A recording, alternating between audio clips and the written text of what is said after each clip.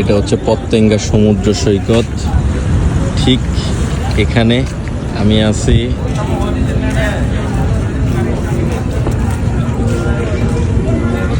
আর রাতের ভিউটা অনেক বেশি সুন্দর।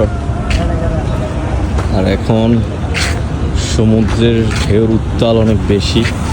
আপনারা সমুদ্রের গর্জন শুনতেছেন কিনা আমি জানি না, কিন্তু প্রচুর শব্দ সমুদ্রের।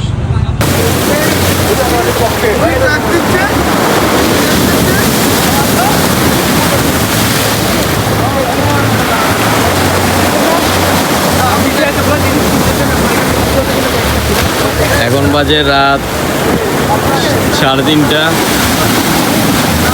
সমুদ্রের গর্জন।